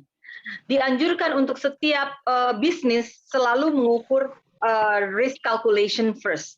Walaupun sesudah diukur, oh ini resikonya untuk gagal ini kecil, bisakah suatu bisnis atau suatu rencana gagal? Bisa, Ibu Sri. Nah, karena tetapi dengan terlebih dahulu mengukur risk calculator, itu bisa persentase kegagalannya diperkecil, ya. Walaupun sesuatu bisa saja terjadi di luar dugaan kita, force major. Nah, sama dengan ketika kita melihat tantangan, bisakah kita putar menjadi peluang, ya? Itu bisa, tetapi kita tetap harus menghitung resiko kita, risk calculate. Saya ambil contoh ya. Tadi saya merasa saya mengambil resiko dengan mengambil suatu course baru yang akan saya masukkan ke dalam jadwal saya. Tetapi course ini akan menghasilkan sertifikat yang akan saya sangat butuhkan. Tantangannya adalah, bisa nggak sih saya membagi waktu? Bisa nggak sih saya tetap ada waktu makan, ada waktu untuk belajar yang lain tanpa mengorbankan komitmen yang sudah ada. Nah, saya contohkan, ini saya mengkalkulasikan resiko. Resiko saya apa? Mungkin kalau saya seorang ibu dengan anak kecil di rumah, 2 anak kecil yang masih membutuhkan perhatian. Harus saya masakin, anak-anak itu bisa saja sakit, dan lain-lain. Itu berarti resiko kalkulasi saya harus diperhitungkan baik-baik. Niat ada, semangat ada, tetapi kita melihat resiko-resiko yang seringkali berada di luar kontrol kita. Kan kita tidak mungkin mengatur kapan anak saya sakit, kapan anak saya ada PR-nya lebih. Nah, itu mesti kita pertimbangkan. Ya, tetapi saya ambil, oh saya di rumah tidak ada lagi anak kecil, tidak ada yang harus diurusin, tidak ada yang kemungkinan akan meminta perhatian supaya saya itu memperhatikan mereka dengan penuh pada waktu-waktu saya kursus. Jadi saya kalkulasikan, saya ukur resikonya. Nah, kalau saya rasa resikonya terlalu tinggi untuk saya tidak menyelesaikan kursus baru ini, malah akhirnya menjadi gagal, padahal sudah dikeluarkan usaha dan effort dari saya, nah lebih baik tidak saya lakukan dan tidak saya ambil. Saya melihat peluang yang lain.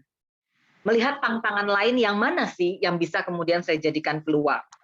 Jadi risk kalkulasi itu harus dihitung baik-baik dan dipelajari. Demikian juga dengan bisnis. Wih, sekarang semua online, tetangga saya jualan itu, bisa nggak saya jualan itu? Kita harus lihat risk kalkulasi. Tetangga ini orangnya seperti apa? Koneksi networkingnya seperti apa? Samakah dengan saya? Bisa saja dia mempunyai networking yang demikian luas sehingga produk ini bisa cepat. Sedangkan saya tidak seluas itu atau di bidang lain relasinya. Seperti itu kira-kira Ibu Sri. Jadi saya rasa keberanian itu bagus, tetapi sebelum kita berani, kita harus menghitung resiko dan kalkulasi dengan baik. The risk calculator. Semoga itu dapat sedikit membantu Ibu Sri. Ya, terima kasih Ibu Puri. Jadi mungkin Ya, sama-sama. dikalkulasi resikonya Ibu ya. Ya, betul. Ya, untuk mendapatkan peluang harus kita kalkulasi dulu resikonya Mbak Sri. Mungkin gitu Mbak Sri ya. Mungkin penanya selanjutnya silakan. Terima kasih. Mungkin penanya ya agak singkat ya. Langsung ke poin pertanyaan saja. Oke, sudah kirim melalui chat, Pak Budi izin. Ya, sebentar mohon izin saya baca. Oh, Fauzan. Apa kabar Fauzan? Sehat? Sehat Bu, gimana Oke. kabar Ibu? Iya. Baik-baik, orang tua Fauzan sehat. Terakhir saya ketemu Fauzan berapa bulan yang lalu ya, Fauzan ya? Iya Bu. Ya. Ya, waktu kamu datang ke tempat saya kan ya? Ke rumah ya? Ya. Wah, senang. Sehat-sehat toh semua? Sehat Bu, alhamdulillah. Baik, syukur. Ya. Ya, pertanyaan Fauzan saya rangkum ya. Iya. Bagaimana menjawab tantangan yang mengakibatkan disfungsi seluruh sistem untuk berimbas sektor ekonomi lokal dan resiko penurunan konsumsi sosial. Bagaimana tantangannya ini harus dijawab? Nah, ini agak complicated karena imbas ekonomi itu besar. Dan bukan misalnya kamu memperbaiki ekonomi sendiri, melakukan pilihan-pilihan yang tadi saya katakan dari tantangan menjadi peluang. Tetapi bagaimana dengan contoh pemerintah daerah di sekitar? Belum tentu pemerintah melakukan pilihan-pilihan yang sama dengan pilihan kamu. Saya cenderung memberikan masukan untuk melakukan solusi manajemen dari lingkup yang kamu bisa kontrol.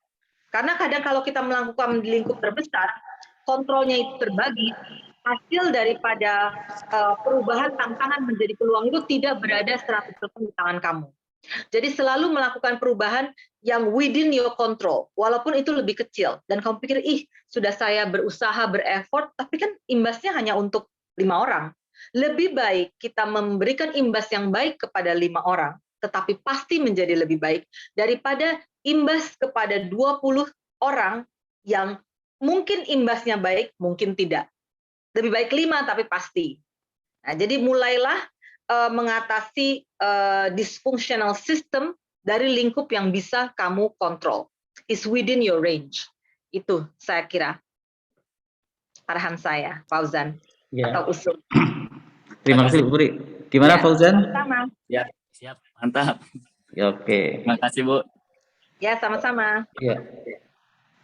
Masih saya buka untuk sesi penanya selanjutnya. Ini antusias banget Bu Puri. Jadi teman-teman mahasiswa dan partisipan yang lain. Kebetulan ada peserta juga dari luar kampus Levisi Bu. Ada dari UNIS, ada beberapa dari universitas yang lain juga Ibu. Jadi antusiasme untuk webinar siang hari ini sangat luar biasa sekali.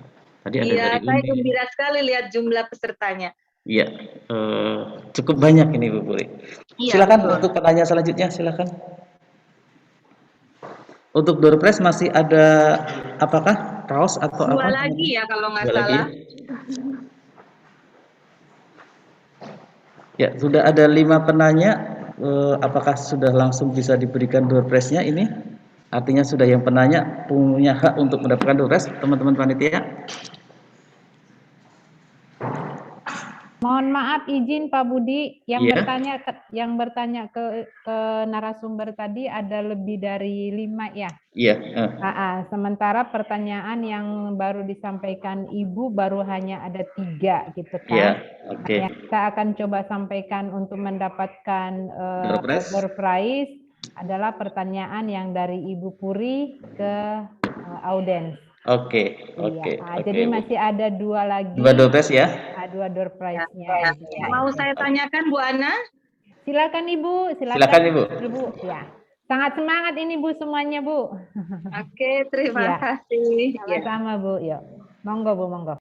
Ya, saya ingin bertanya, ya sebetulnya apakah mahasiswa kita ini kan sudah banyak ya ditulis-tulis di website di mana ulang tahun yang ke-20. Pasti kalau saya tanya ulang tahun yang ke-berapa pasti tahu, 20. ya kan?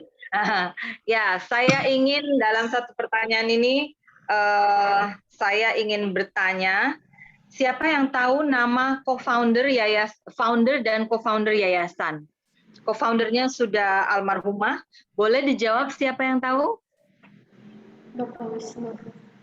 Saya boleh jawab nggak? Khusus peserta ya, Boleh. Bapak Ibu dosen nggak boleh ya. Ya, Bapak Ibu founder dosen dan nggak boleh. co-founder. Saya boleh jawab nggak Bu Puri? Nggak boleh, Bu. Nggak boleh.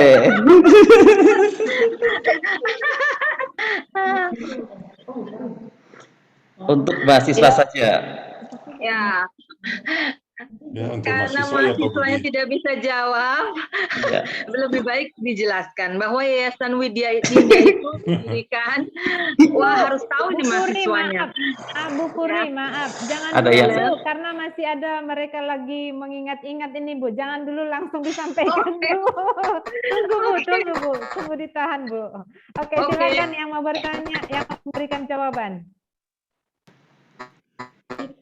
Ya, silakan jawabannya second disampaikan ke dalam diskusi ya, tidak di chat.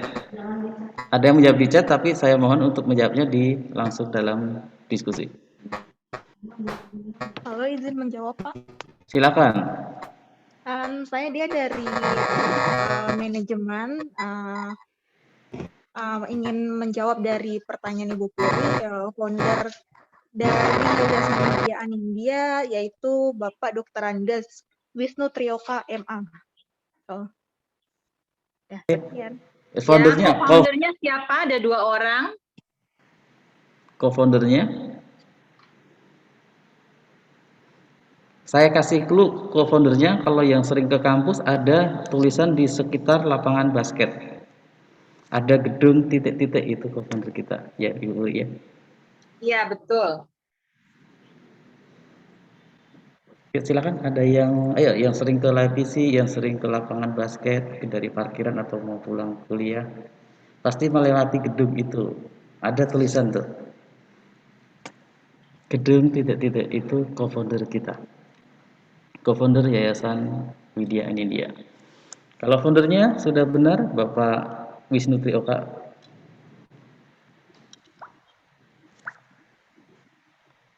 Silakan bisa dilengkapin atau sudah boleh dibenarkan Bu Puri? Silakan Bu Puri. Ya, saya benarkan.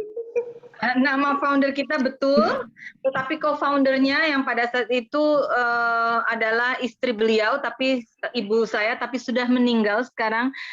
Beliau betul kata Pak Budi, namanya tertera di gedung perpustakaan, namanya Ibu Susana Setiawati. Jadi menurut saya biasanya selalu ada sosok-sosok yang yang bisa kita anggap sebagai figur atau tautan. Yang ya kalau sosok itu pria, biasanya coba bapak-bapak dan pria ada wanita hebat di sebelahnya. Yes. Ya Pak Budi sedang mencari kan, jadi tunggu ya Pak. Jadi Pak Medi demikian ya. Jadi bapak-bapak yang hebat luar biasa itu istrinya pasti lebih hebat lagi, atau pasangannya atau kekasihnya.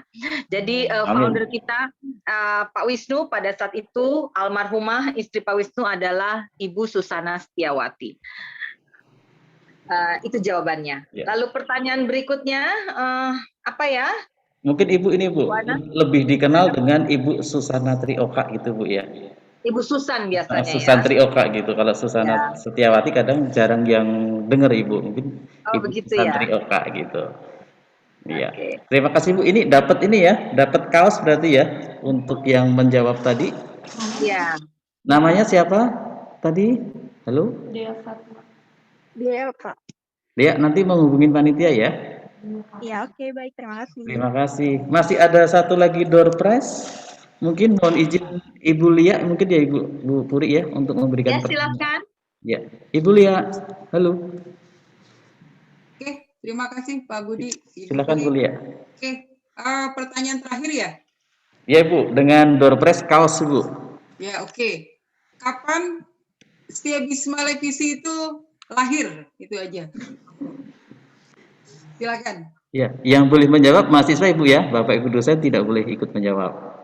Boleh, kalau mahasiswa tidak bisa menjawab, boleh, siapapun boleh. Oh, Panitia boleh nggak, Bu? Ya, Panitia. boleh, tapi mahasiswa dulu, Bu. Oh, ya Oke. gitu ya. Ya, kalau mahasiswa tidak bisa, Terima kasih, Bu. ya. ya, oke, ayo teman-teman mahasiswa silakan. Hari Coba jawab Bu Yulia. apa kan? Silakan second Kevin. Atau siapa? Halo Pak. Saya Pak Yulia Pak. Ya, silakan ini Bu Lia yang berwenang. Pak Yusri tadi cuma. Pak Yusri. Pak Yusri, silakan Pak Yusri. Tahun 2001 Bu. Ya, tanggalnya Pak. Kenapa, Saya Bu? tahu Bu. Tanggal. Yulia Bu. Saya tahu Bu. Saya aja. Yulia Bu. Sekarang kan 20 tahun. Nanti kalau 20 tahun, nanti lahirnya tahun 2001. Iya betul. Ya tanggalnya. Tanggalnya Pak. Saya Bu, saya tahu. Saya Bu, menambahkan Bu. Itu di belakang Yulia. Ibu Ya, tanggalnya. Yulia, silakan Yulia. Maaf Pak Yusri. Yulia, silakan. 2 Agustus tahun 2001. 2 Agustus, oke. Gimana Pak Budi? Ada lagi? Tepat. Hah? Yang Oh. lain gimana? Ada Oke. lagi yang mau menjawab? Ada yang lagi yang lebih ini mungkin menyebutkan nomor SK lengkap mungkin ya? dong. Harus lengkap dong jawabannya. Tahunnya. Ya. Jangan cuma Hari apa? Tanggal, bulan dan tahunnya. 2 Agustus tahun 2001. Nah, Gimana Bu Lia? Siapa pemenangnya Bu Lia? Ini nggak ada lagi jawaban yang lain? Dari Saya mau jawab, Bu. Ya, boleh Yulia, kita simpan itu siapa? Fitri, silakan Fit. Tanggal 10 November tahun 1987. Oh, kalau itu yayasan. Itu yayasan. Ya Bu. Saya Bu. Siapa? Silakan. Tanggal 26 Januari 2021. Salah. Oke, tadi Yulia ya, silakan Yulia. Aduh. Makasih Bu. Oke, berarti door prize kedua mendapatkan kaos atas nama Yulia ya. Yulia nanti menghubungi panitia. Silviana ya?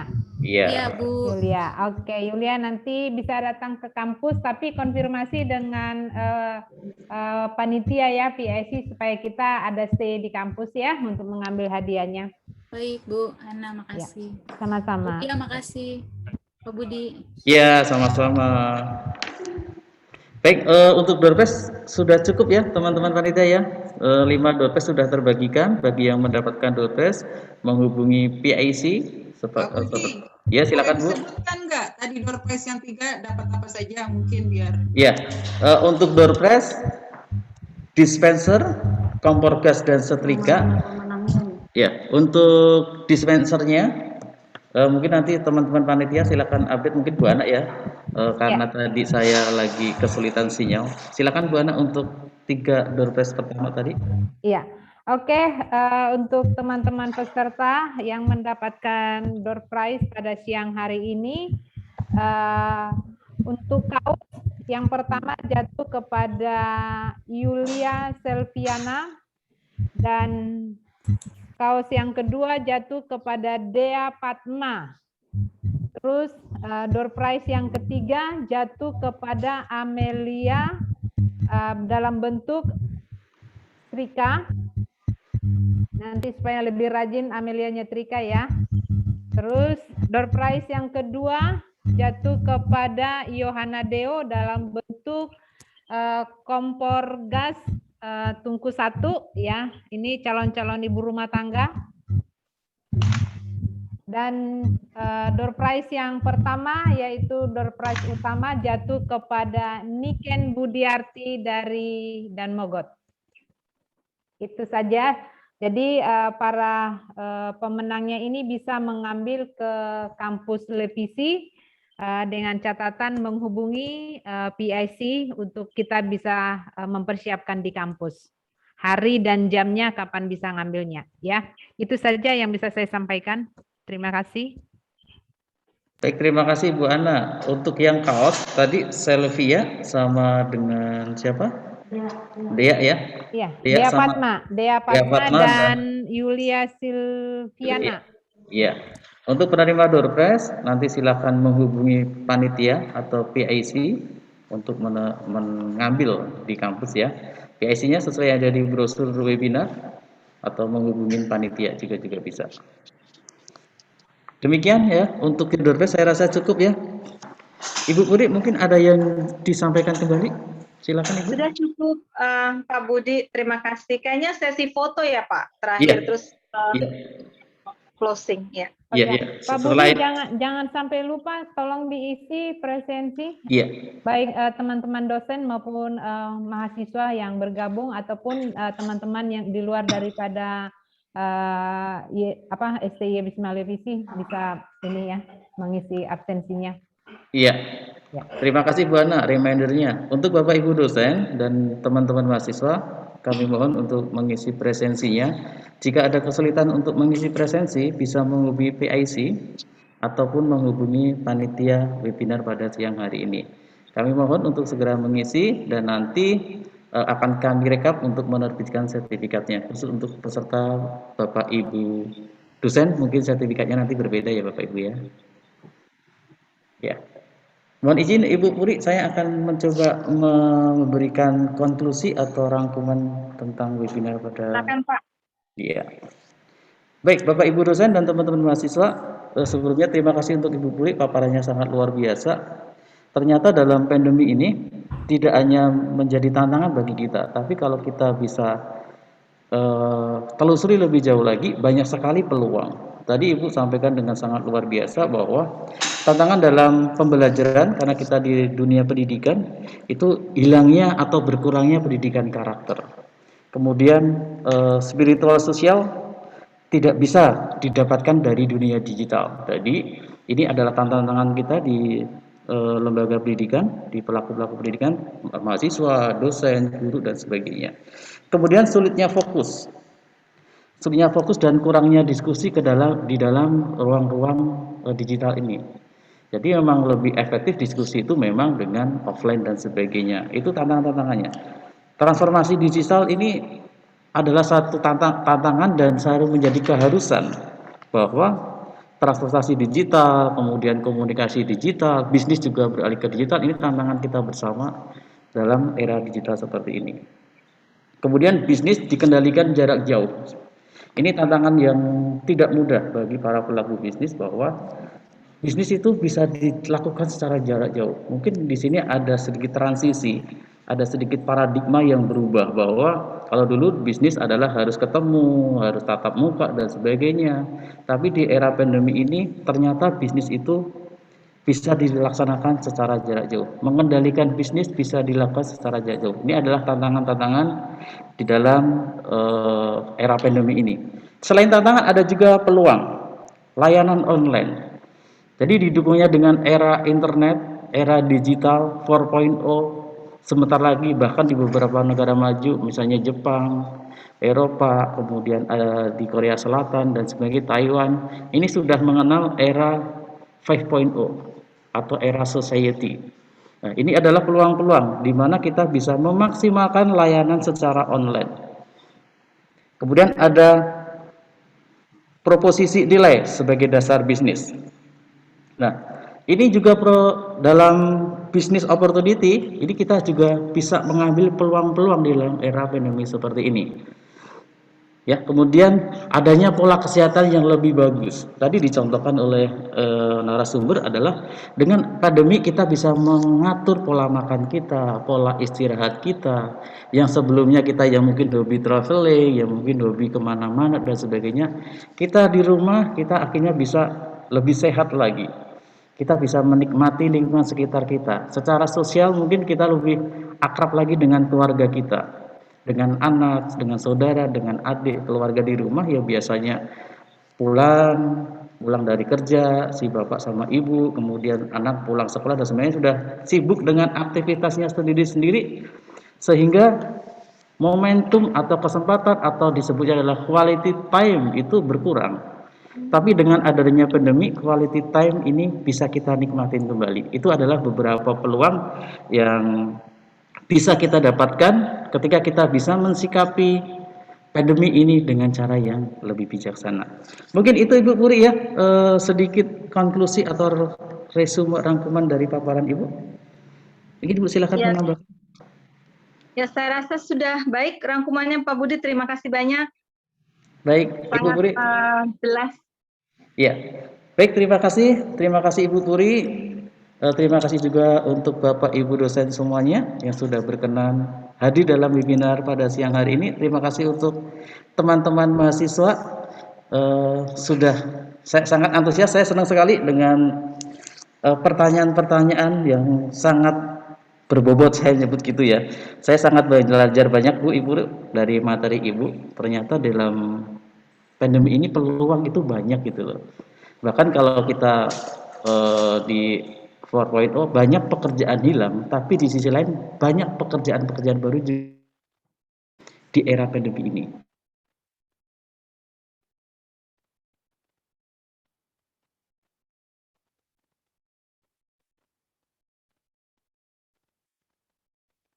Ambil sebagai peluang.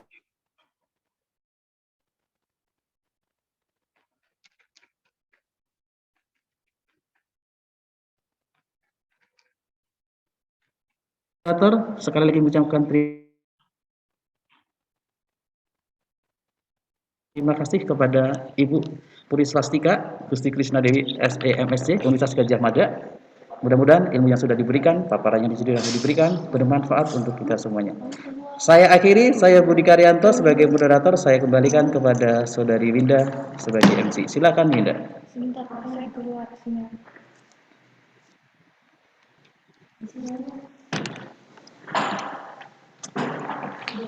Ya, sambil menunggu Winda kayaknya juga ada kesulitan mungkin sinyal. Foto dulu kali. Kita foto ya, teman-teman, Bapak Ibu dosen dan teman-teman mahasiswa, mohon on kamera. Kita akan ambil sesi foto bersama. Mas Ciko, ready Mas Ciko untuk ambil foto bersama? Iya. Bapak Ibu sudah menyalakan kameranya. Saya coba cross check dulu ya. Karena masih banyak tadi yang belum menyalakan. Oke. Mungkin Marcella silakan nyalakan kameranya. Yang belum kasih background silakan di setting backgroundnya. Sama Natalia belum. Iya, yang belum ada backgroundnya, masih banyak yang tidak ada background, kecuali yang memang tidak bisa disetting dengan baik, mungkin pecah gambarnya dan sebagainya. Saya tunggu ya, mungkin sekitar 5 hitungan untuk menyamakan background.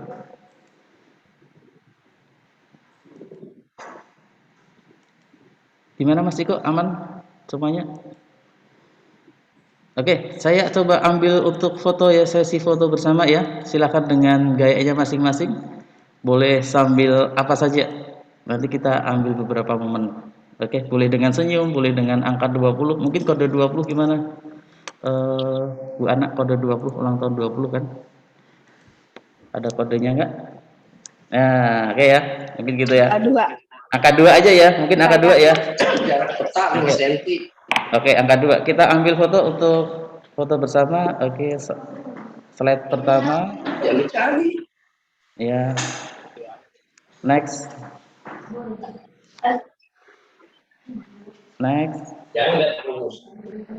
Tolong di mute Fauza. Tolong di mute. Yang lain tolong di mute dulu.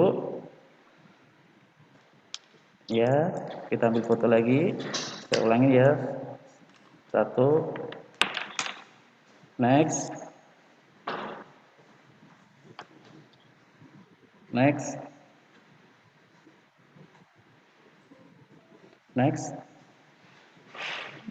Ya, boleh kasih senyum ya. Next. Ya. Lanjut. Ya, lanjut. Lanjut. Backgroundnya Bu Esti kayaknya kebalik tulisannya, Bu. Ya, lanjut. Oke. Ya, Pak Yusri tolong di-mute Pak Yusri. Ya. Next. Masih banyak Pak Ciko ya. Sabar Pak Ciko, karena sekitar 250 nih Pak Ciko. Next. Oke, lanjut. Lanjut.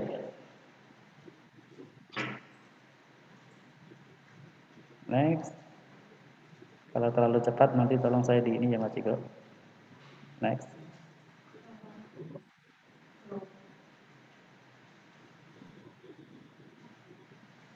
Next. Next. Oke, sudah cukup Pak Ciko? Sudah selesai semuanya? Baik, saya coba menyapa Winda dulu. Apakah Winda sudah terkoreksi dengan baik? Winda? Ya. Oke, baik. Saya serahkan kepada Winda kalau sudah selesai. Silakan Winda. Baik, terima kasih Pak Budi sudah berkenan moderator kita pada pagi hari ini. Dan terima kasih juga Ibu Puri Swastika Gusti Trisna Dewi SD MSC yang telah memaparkan materi yang sangat luar biasa ini. Boleh minta tepuk tangannya teman-teman semua?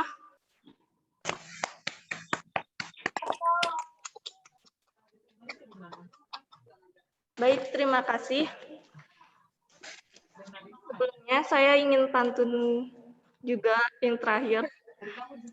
Nggak mau bunga melati, indah dipandang di pagi hari.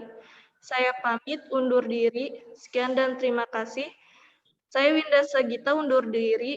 Mohon maaf apabila ada kesalahan dalam perkataan maupun perbuatan. Saya akhiri dengan wabillahi wa taufiq wal hidayah. Wassalamualaikum warahmatullahi wabarakatuh. Waalaikumsalam warahmatullahi wabarakatuh. Terima kasih Bu Putri yang sudah memberikan materi pada kita. Terima kasih Bu. Ya, selamat selalu. Terima kasih. Sehat selalu, semuanya juga sehat selalu. Semoga kita bisa melakukan apa yang kita dapatkan hari ini. Kami tunggu webinar selanjutnya. Oke, ya. Order price-nya lagi Yulia. Oh iya Bu Lia, makasih Bu. Ya, yuk, makasih ya Bu. Makasih semuanya. Jangan lupa makan siangnya ya, saking semangatnya. Ya, saya izin live ya. Terima kasih Pak Budi.